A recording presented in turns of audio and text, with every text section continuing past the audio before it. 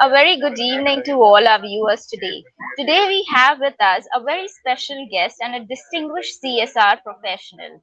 He has worked from the ground to the up, helping the government and reaching out all the end beneficiaries in terms of livelihood development. They have reached the far most areas, the most rural areas in this country, and enabled a lot of women entrepreneurs, a lot of youngsters, unemployed youngsters to develop skills and to gain jobs. Let us all welcome Mr. Saurabh Singh, President, ICICI Foundation for Inclusive Growth. Welcome on our show, Saurabh. Thank you.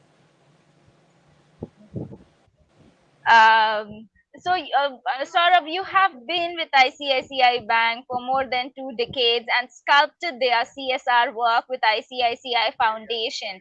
How has your journey been? So I think my voice is clear. Yes, yes, you're clear. Okay.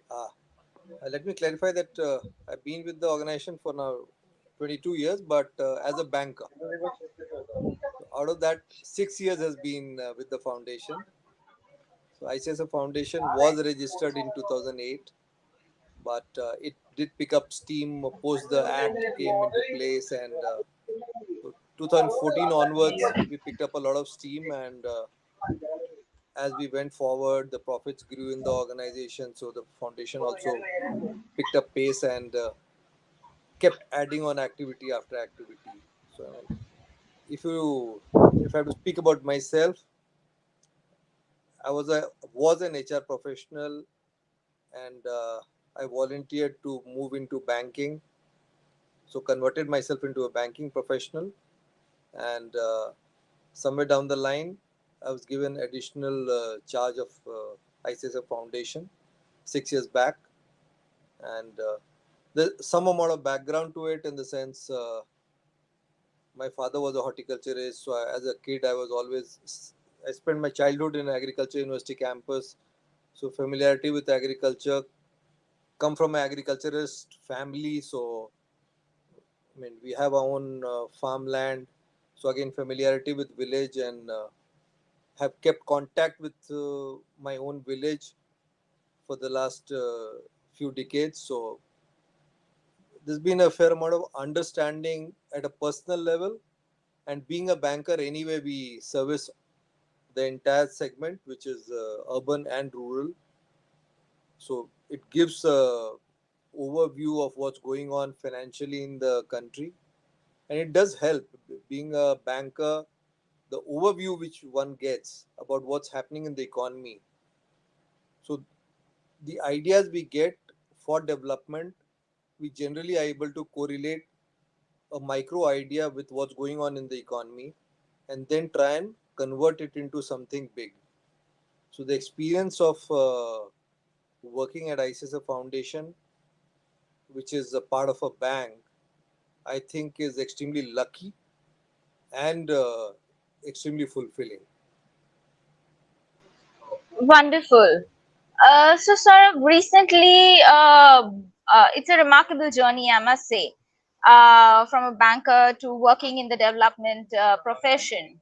Now, recently, we all faced COVID-19 crisis, which stalled most of the ground activities. Your foundation actually works a lot at the grassroots level. How did you all cope up with it, and what were the technological tools that you all use to reach out to the end beneficiaries? Mm, This is really a very vast question. I think one can speak and speak on this question. See, first thing is when COVID happened in India, parallelly, the country was ready with technology. So the digital connectivity across the country was more or less in place. Some places it's very good, some places may be weaker, but at least the country was digitally connected. So at least there was no loss of voice connectivity. In most cases, even the digital data connectivity was also available. Now, every other time when there's been a crisis, this kind of a connectivity was not available. So definitely this crisis had one advantage, which was in terms of digital connectivity.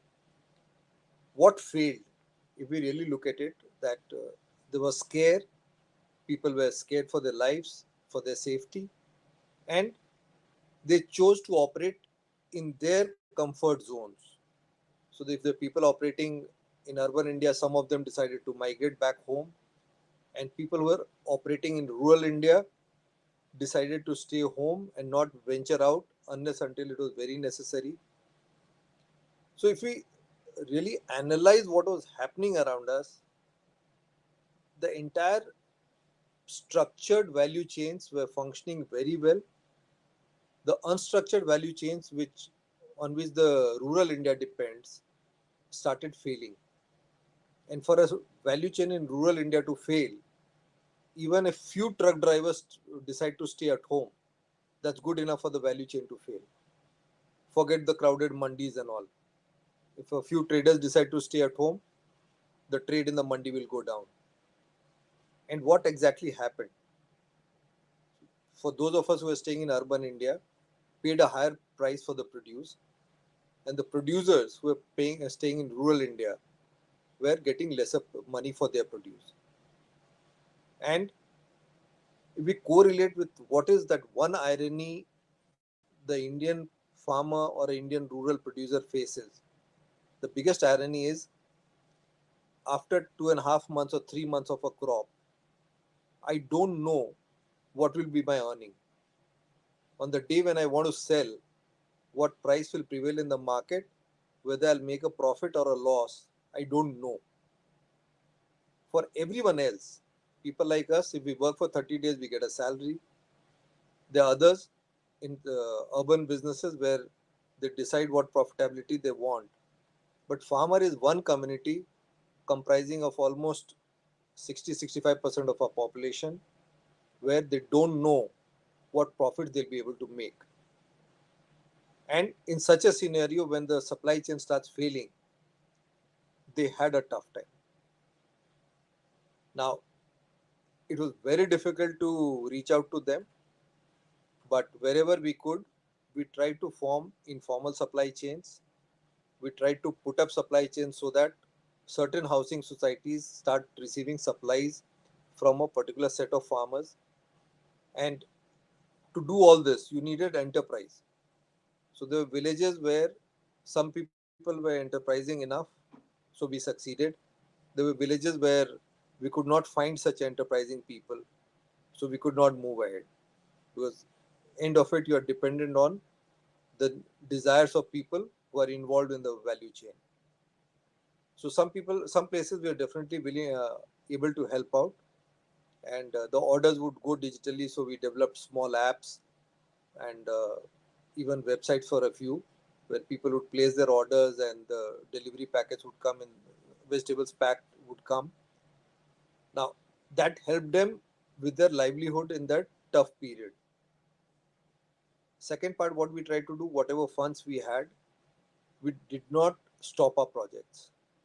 We kept our projects rolling despite inefficiencies because we knew that cash is again a commodity which is in short supply in rural India, which they need.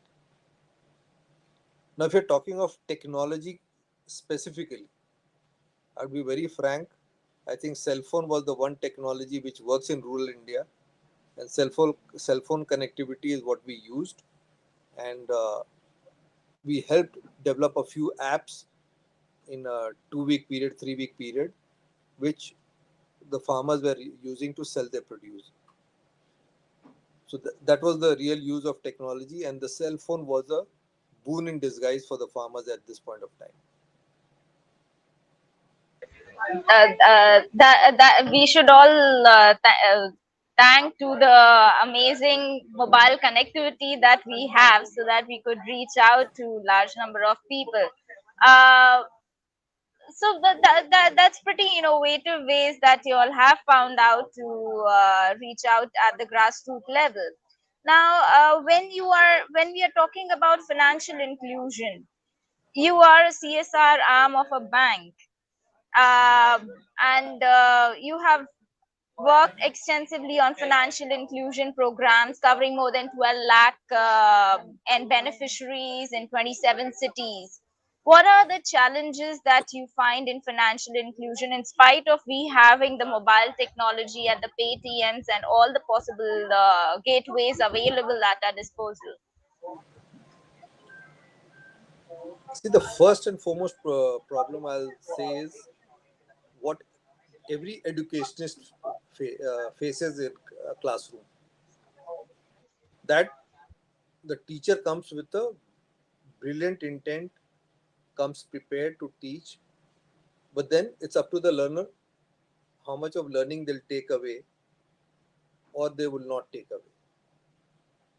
So the gap between the trainer's intent and the learner's intent is always something which needs a lot of bridging. Classroom teaching and training is far more structured because you have a stream of students who have volunteered to come there. When we're talking of financial literacy, we go and approach all segments and all kinds of people across the country. And small things like, you go to any village, you have people with large land holdings, then you have the medium land holdings, the marginal farmers, and then you have the landless. At no point of time you can talk to them together because their needs are very different. Even if you take urban areas, the people deployed in various kinds of professions, doing various kinds of activities, and we are talking of money. Now, money for a person who's learned how to manage surplus is very different from a person for whom the money is still just good enough for consumption. So, from consumption to get into a habit of saving, even saving 5 rupees per day, is something which is a remarkable change in life. I don't know how many of you have visited rural India. There are several households in rural India where you won't find any storage. The clothes are hung on the wall and you don't get to see storage spaces, and whatever gets earned is for consumption. Now, in such a scenario, to go and tell that there are banks who are willing to help you out, the first feeling is that bank is here to take away my money. Why should I trust the bank? When I go to the bank, I have to stand in a queue to deposit. When I have to go to withdraw my money, again I have to stand in a queue to withdraw. And there'll be holidays, there'll be working hours. So why do I hand over my preciously earned money to a bank? So bringing about a change. So this is a very basic. And when we start working with them, convincing them that small savings will come in handy someday, then we understand that there's a very big difference between the way urban economy works and the way rural economy works. The main differentiator is in urban economy, we earn our money and then spend. In rural economy, people spend and then earn and pay back the money lender or the shopkeeper. So the entire money cycle is very different. And to break that money cycle, you need change in mindsets. And when you are working on changing mindsets, you have a competitor there who's in the form of money lender, whose livelihood is threatened if the mindset changes. So it's not easy to train people of the lower strata on financial inclusion. It's far easier to teach a lower middle class or a middle class on financial inclusion and various instruments. But when it comes uh, to train the bottom of the pyramid, it's very difficult. You want to train a person into becoming entrepreneur. It's so difficult to teach savings, and for an entrepreneur they need to differentiate between what is capital and what is revenue. Now how do you train them? thousands of crores has been spent on entrepreneurship program, but for bottom of the pyramid to learn the difference between capital and revenue is so difficult, and that 2% or 3% who learn are the people who are able to differentiate. So it's a very difficult one, but efforts have to be made because one cannot leave them where they are. They have to come and be part of the society which is doing better, which has a better per capita, and it's in our interest that we have financial inclusion so that they feel part of it, they feel as part of the same society, that and because of the communication that they're receiving through television channels, through mobile phones, they have access to everything that an urban Indian has. So the exposure is very high, but the capability and skill to manage money is very low. So this divide and the gap is very high, and currently it's a disturbing trend. So more and more effort is required in this area to bring in financial inclusivity in the country.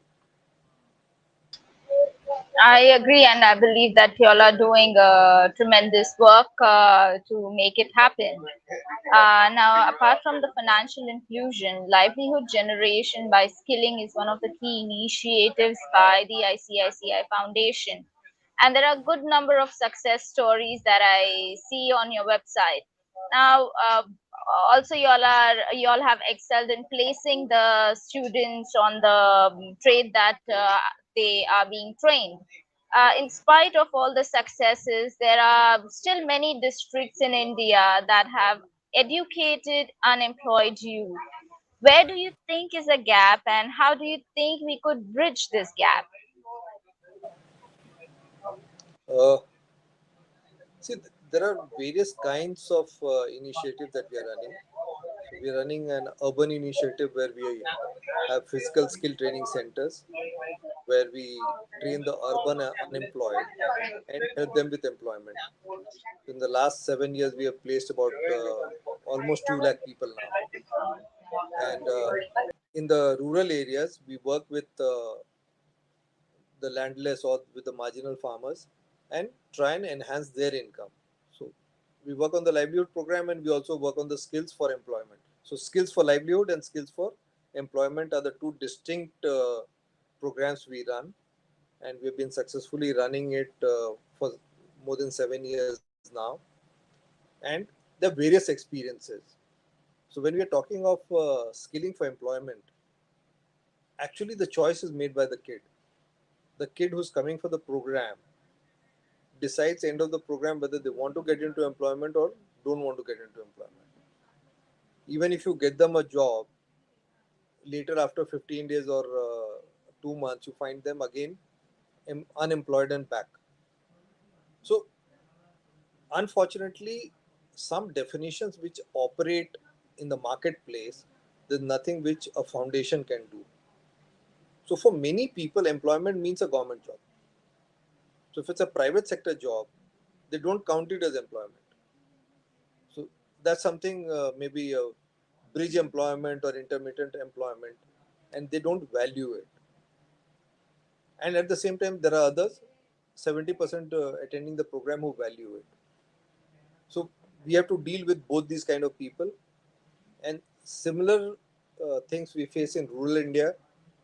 When you are skilling people, there are people who are keen learners, they're keen experimenters, and then you also have a segment which is generally around listening to you, will not implement, will not experiment, and end of the day is happy where they are.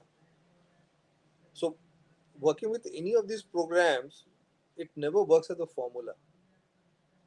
But the efforts we make on trying to convince them and trying to build their careers. Let's take for example farming. Majority of the country is employed in that profession, agriculture as a profession. Where are the trainers, and who is training them to be a farmer? We are Our productivities are lower because we are running the age old practices of farming. there are better residue free farming, lesser use of chemical, better productivity is possible, and whatever techniques are there of soil testing or water management, most of the things they are blissfully unaware, and the knowledge resides somewhere. So it's not that the knowledge doesn't exist in the country. The knowledge exists, but the actual producers do not receive this knowledge. So that gap needs to be bridged in rural India to make our agriculture more robust.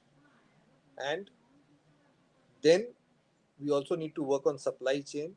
So there are those enterprising people staying in the same area who have the streak of enterprise. They need to be supported to develop some enterprise which will help the rest of the village. So in some cases, self-help group or informal communities also are able to do, but in many cases there are individuals who are able to build or rather enhance the economy of a village. And I'll just give an example to prove my point that for any rural supply chain to succeed, on one side there has to be production, but on the other side there has to be sale. Now between production and sale, if uh, there is a bridge, the bridge can be multiple traders, could be one trader, but that bridge has to be robust. That's when the value of the produce comes to the village. And that bridge can be in the form of a self-help group, can be in the form of FPO, or can be in the form of individual entrepreneurs. Either is fine. There is no one success formula. What has succeeded in one village may not succeed in another village, because the nature, the social structure, everything differs from village to village. So we have to see every village as a micro unit and develop enterprise around the village, which will help the village produce, reach the marketplace, and get sold in a proper manner. And that means skilling from production to managing supply chain, in some cases managing packaging, some cases grading and sorting. So depending on what they are producing, an intervention is required to add 20-25% value to the produce they have. In some cases could be short duration storage requirement. So so far we have done almost 30 different kind of interventions in different villages just to add value to the produce. So in some cases we may have put up a dal processing unit, in some cases just grading and sorting unit for grains. In some cases we put a paneer processing unit, in some cases we have produced a uh, installed solar khoa making unit, or simply a milk collection center. So in total, so far we have promoted 260 such enterprise, which are helping villagers to market their produce well, and we have trained them in the skills of processing. So from better quality agriculture to residue free agriculture to semi processing or processing their produce to make it marketable at a better price. So the entire value chain we work, and it will take a duration of good 3 to 5 years per village to make them marketable and to enhance the cash flow of the village. Okay. That's a humongous task in front of you, to be honest. Now, you are a pioneer in CSR, and ESG investing is a upcoming term and a new term in the process to get mandated in India too. Now, the S of ESG is still vague. Which social causes in India can we include in the generic level to ensure inclusive growth at large? We are one of the largest populated country in the world, and I'll say purely from my experience, if we are able to empower the women, that will make the difference. So the S in my mind have to be working with the women. I don't know how many people are aware about this. That if you go to any village in the country, majority population is women, because the men have left the villages, gone out to work to make money. So if the if the male population is there, they're either below 18 or above 50, and the, every village is actually a cluster of women. So if we're working with women at a village level and enhance their cash income, we see the difference. The attendance at school goes up, the healthcare improves, nutrition improves. So when a lady of the house earns more cash, we see a lot of development happening inside the household. And when the men make more money, there are multiple other areas where there are distractions and it gets spent. So if there's one unit where we would want to focus, it's working with the rural women. Wonderful. That is really encouraging to see now. As you rightly mentioned, ICICI Foundation has been empowering a lot of women by skilling and entrepreneurship. Still, gender diversity is at a back foot of the governing council and the team. In the time to come, would we see a change? Governing council is the group of CEOs. So every board of director of that organization decides who is the CEO of a group company. So foundation has no role to play in who my dad will be.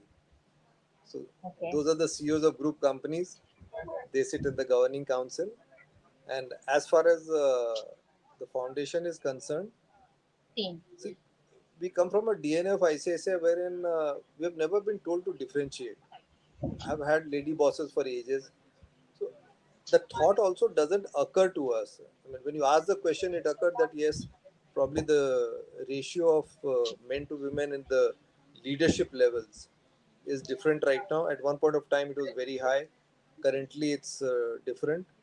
And if I look below, then I see a lot of girls already working. So I think the various points of time, various profiles of work, and personal preferences exercised by people. So I mean, why teaching has so many women? Why human resources has so many women? I don't think so. Anybody has done it by design. It's a personal choice exercised by people, and there are foundations which have a lot of women. There are foundations like us which have lesser women. So when I think of it, have we? Is there a bias in selection? I don't think so. There's no bias in selection. It's the number of people who'd be willing to go. I mean, just now I was reviewing something which is a two-member team has been roaming around in Ladakh for the last 4 days around the LAC villages. Now, one of them is a lady, but to be very frank, I find very few ladies who are willing to work in such hard, tough terrains and to go to villages which are some 300, 400 kilometers away from an airport. So it's not an easy job. If I'm working in Palghar around Mumbai, then everyone is willing because you go in the morning and come back in the evening. But if I'm working somewhere in Marathwada, you necessarily have to go be out for 3 days, and you don't have best of the hotels out there. So CSR is a tougher job than an office job, and if there are people who are willing to come in, they're absolutely most welcome. I don't think so. There's any bias. Okay, sir. But I hope to see them also in the leadership positions in the times to come. Uh, my other question: do you all collaborate with the grassroots level NGOs? We have one of our viewers, Mr. Vijay Kamble, also asking if your foundation could work with the Birla Group in the field of financial literacy. So, Do you all collaborate with other stakeholders? Yeah, we have a few collaborations with other foundations, other corporate foundations, wherein they are doing their part of work, we do our part of work. And if you see the new guidelines of MCA, they're very particular about the projects and impact of the project. So it's best to keep it separate, but together can we work with other foundations wherein they are doing some work, and in the area where they have done probably rural development, can ICICI Foundation do financial inclusion? My answer is yes. Or if they're doing on certain things, can ICICI Foundation add in value in whatever expertise we have? Again, my answer is yes. The next, the previous question you asked was on partnering with NGOs. I think we are very careful. We have had very bad experiences, and again on the impact study that we've spent crores and crores, and the promised impact and the actual impact, we could not see correlation. So we are very careful on that. So are there NGOs working with ICICI Foundation? The answer is yes. Are they selective? Yes. They have been selected through a very stringent and process wherein we are very careful that the money that we spend goes for the right cause, and the impact is known at any point of time and every point of time. So it's not easy to work with ICICI Foundation, let me say that. Okay. Now, IICSR is a dedicated institute to develop responsible business leaders in India. Which subjects do you think that we should conduct for the workforce from the ground up, executives, managers, and the board or the CXO level? See, I would say from personal experience, a lot of theory is known to everybody, and there's no shortage of passion and feelings that you want to bring about a change. But when you want to be a change agent, it's very important to understand the social structure of the country, and how these social structures have an impact on the decision making of the society, how it has an impact on rural development and rural economics.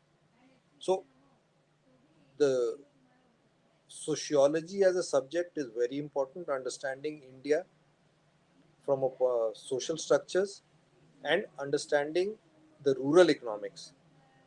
See, end of it, what are we trying to do? If we are trying to develop rural India, means we want to improve the cash flow of a particular village.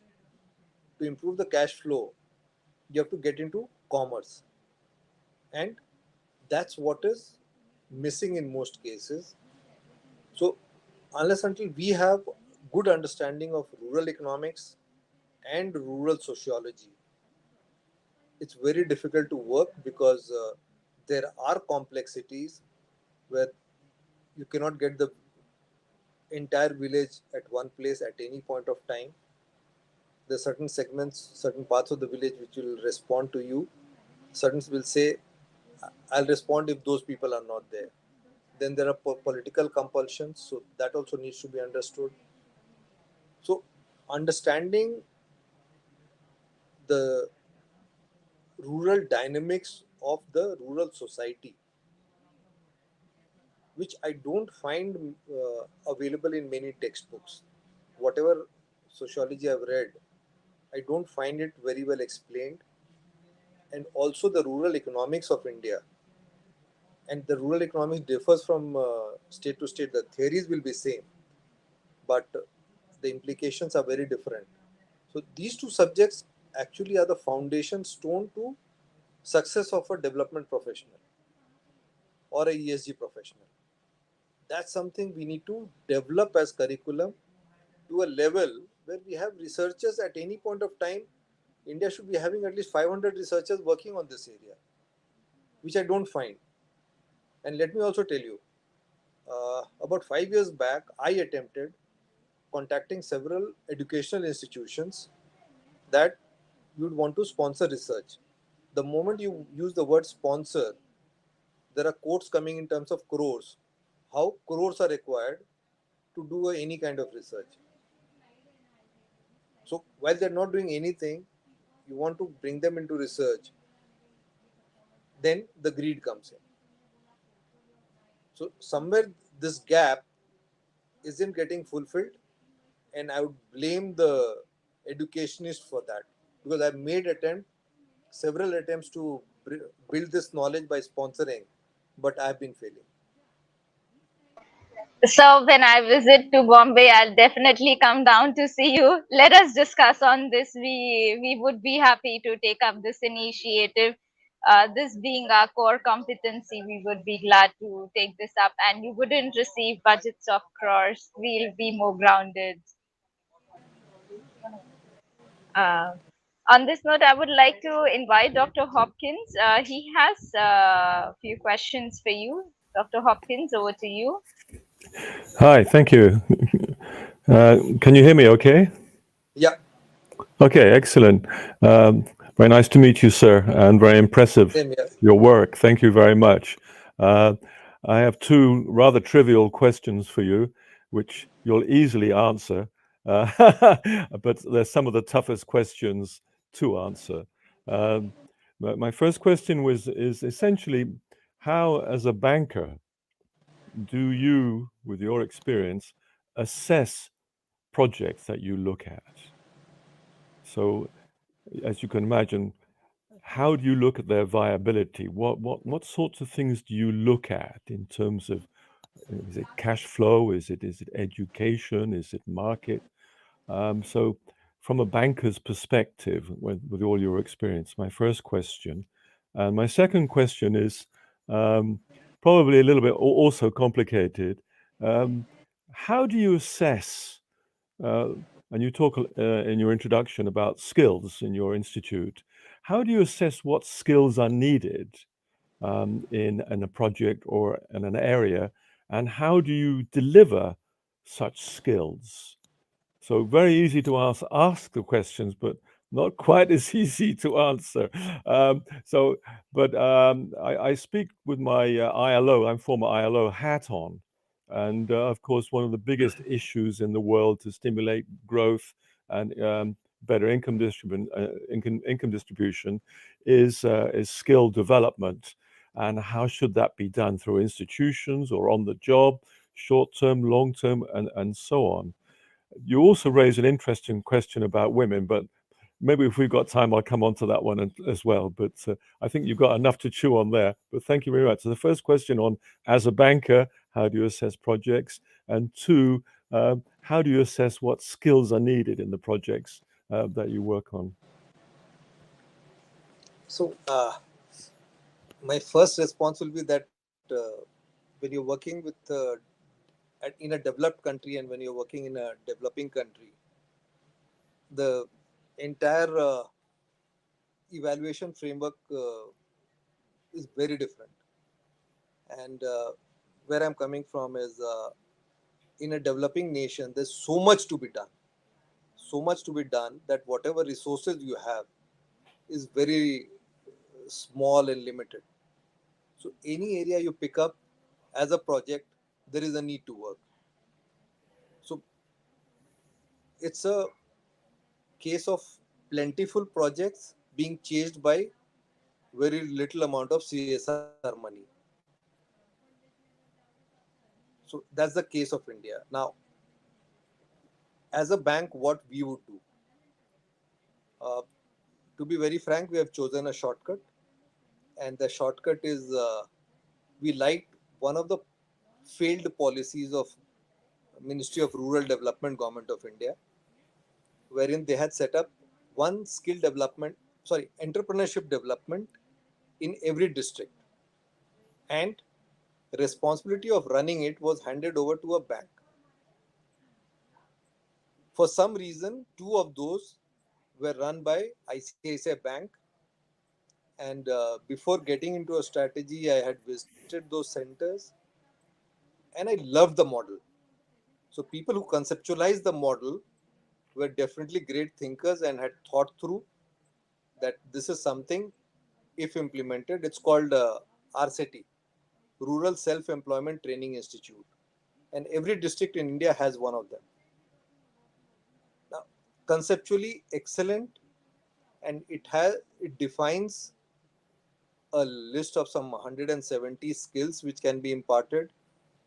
They have a list of more than 10,000 trainers which are available, and they also define that there has to be an enhancement of financial cash income every month as a target. Now, very simply, we picked up this model and we have spread it amongst all our employees, which is 600 employees in the ICICI Foundation, and all of us talk the same language. That when we enter any part of India, we have to enhance their income, and to enhance their income, it could be by skilling or by some other interventions. But skilling being one of the core interventions by which we try to enhance the income. And so far, our experience is by spending about 10,000 rupees a month, sorry, 10,000 rupees on a trainee, we are able to multiply their cash income anything three times of this 10,000 to six times. So, an investment of 10,000 gives them a sustainable income of between 30,000 to 60,000. And that makes a difference to a rural household. So, when I've gone ahead and calculated the income and expense of a rural household by whatever grains and supplies which come from government, if the lady of the house gets 5,000 as cash income per month, then there are no cases of malnutrition or the student or the kids not going to school. So that 5,000 is a very critical number. And in rural India, there are very little expenses. The main expense, outflow, is the cell phone, which is about 300 rupees a month. Apart from that, they're buying the monthly supplies, which costs about 1,200 to 1,500 a month. So even with a 2,000 cash income, they're at a sustainable level because the grains are available either from their own farmland or from the public distribution system. So that's where we chose that if we make it 5,000, then they have a surplus income. And what we observed, the moment the incomes have reached 5,000 or crossed 5,000, the households have bought television, uh, the dresses have improved, hygiene has improved. We've seen a remarkable improvement in the lifestyle of these people. So at the moment, we are talking of a base income. Now, are there people who have made it much better? One of cases who are making much more money and their lifestyle has changed. So that's different. But as such, for the masses, currently we are targeting 5,000 per month, and that's inspired by Ministry of Rural Development scheme, which was not functioning. So we've received recognition from Ministry of Rural Development for initiating this, and the two RCTs we run, one in Udaipur and one in Jodhpur, have now been declared as model RCTs, and it's being shown to others that this is how one can run a very successful model. Coming to your second question on skills, uh, I keep complaining on what you said, that India as a country, there is no forecast available of any kind of skill requirement in future. And we have a National Skill Development Corporation, and I keep requesting them that if you can do this, this would be the biggest service to the nation. And when I visited Singapore, I was pleasantly surprised that they have a model and they forecast what are the skills required. In India, I think we simply depend that we have a large population, and whatever needs to be done, we have a lot of people, and they're always willing to do. So I think as a nation, we have never respected skills. We have always respected education, and I don't want to sound negative, but that comes from the social structure which existed for centuries in this country, that promoted education in a bigger way, that gave respect to. So education is aspirational, skill is not aspirational, and when we work with skills, we face this problem that it's not aspirational, despite our telling that you'll earn equal or more as a skilled individual. People are not willing to believe, or, or they want to get a white collar job over a blue collar skill. So there's no forecast of any kind for any profession. So I'm a banker, and if I have to forecast how many bankers will be required next year, I don't think so. There's any kind of a forecast available. So this demand and supply gap, and temporary management and long-term management, each individual organizations do it for themselves. And as ICICI Bank, uh, the HR division of ICICI Bank does forecast and does try to manage the supply and demand for our organization. But I don't think so any industry in India is even conscious about it, because we have so many people. At any point of time, you want people, you can get. So that's the most easily available commodity in India. Sad to say, but that's the truth. Interesting your comment on Singapore, which has been a model for many countries around the world. It used to be called the Asian Tigers. You remember, maybe 20, 30 years ago, with a massive investment in skills. And Singapore is taking it as pretty far.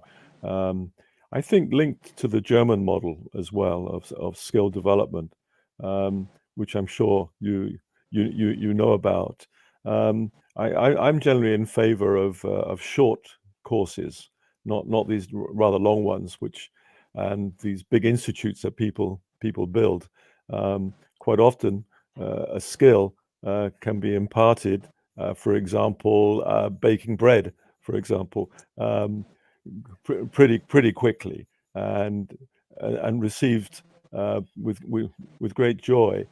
Then the question is, how do you reproduce that, and how do you make many loaves of bread rather than one? And that's the process that you were talking about in your speech. So I'm pretty impressed that you're right on top of all these things, and I think lucky India to have somebody like you pushing all that forward, with your experience. And also, You've eaten tandoori roti. sorry, You've eaten Indian food, the tandoori roti. I love Indian food. Okay, the I wouldn't roti. say I cook it so well, but I love it. I need So, some skill training there. so let me tell you this small story. Yeah. I built a farmhouse and I bought a tandoor, and neither my cook nor I knew how to make a tandoori roti. And then I was discussing with my cook that how did that expert learn to do it? He must have tried it 200 times. So let's Google it, how to do it, and let's be ready that we'll waste 50 rotis today. And trust me, the fifth one was in order. And by the time he made the 10th, he had become an expert without a teacher. I did not know how, I still don't know how to do it, but I could make him do it just by experimenting. Well, if you at first you don't succeed, you know the old adage, try, and try again. You mentioned a number of issues. Actually, I don't want to dominate this talk here, but you mentioned about women, which was quite interesting. That process that's going on. You also mentioned the concept of basic income, which so happens my best friend is the father of that across the world. We can have a chat about that, but Harsha would have to organize another meeting to do that. So Harsha, thank you very much for feeding me in for this talk anyway. And Thank you, getting me Dr. involved. Hopkins, for joining us. Thank you. It's a pleasure, as Pleasure always. interacting with you. Thank you. I'd like to invite Dr. Upadhyay for asking his next question. Sir, over to Uh, you. Thank you, Harsha. Saurabh, it's always pleasure to listen to you. The way you have modeled CSR in your organization, it's a lesson to learn. But Thank you, of sir. late, we have been talking a lot about what government is doing. I talked to a lot of CSRs and all. We are getting more compliance. We are told that now work in health and all, especially with the public sector units. My question to you as a thought leader and as a leading professional in CSR, what should government do now? And what should be their priorities? See, my my thought on this subject is quite simple. The intent of introducing CSR in the country was brilliant, but with intent, everything does not happen. So there are institutions which are doing wonderful job, and then there are institutions which are not doing anything, and then there are institutions which are doing things with self-interest. Yes. So all kinds of practices are prevalent around us, and let's just take examples of that there are institutions which have not even spent 1% of the money they were supposed to spend. Yes. Then there are institutions. Let's take one example that I am a family-run concern. I build schools, so I moved CSR money for school. The trustees of the school are family members. Now, is it that the organization's wealth has moved as family wealth, or is it CSR? Yes. So Right. there are several unanswered questions around us. I don't want to comment right or wrong, but Okay.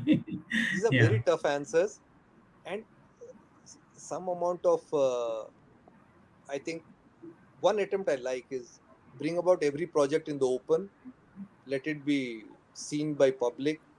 So every project that's happening, we have to now submit as a list. It's tiresome, but it's good that it's in the public domain, that what kind of a project every organization is doing and who the beneficiaries are. So Yes. some amount of transparency will bring in about self-consciousness in organizations, because regulations cannot. And we have seen, I mean, there's so many laws, still crime happens. So it has to be I'll stop self-regulated. here. Talk to you some other time. It's always pleasure to listen to you. Wherever you are there, I always listen to you. Thank you, sir. Thank you, sir. Thank you. So we have few questions from viewers on LinkedIn and other social media group. Mr. Rajesh Ingle asking great work. Youth are major source of transformation of communities. Do you have any more work in digital technology related work for rural India? He runs a company known as Connect, which connects the organizations in the skills development. If you would like to answer the same. Apart, Uh, First, let me speak on the digital connect. yeah. See, we as foundation are very conscious that for rural India to improve and for their economic development, the digital connect is very important. So I would slightly take it bigger, that all kinds of technology to be made affordable and at a price which the farmers can afford has to reach rural India. Now, as a bank or as a foundation, probably we will find it difficult.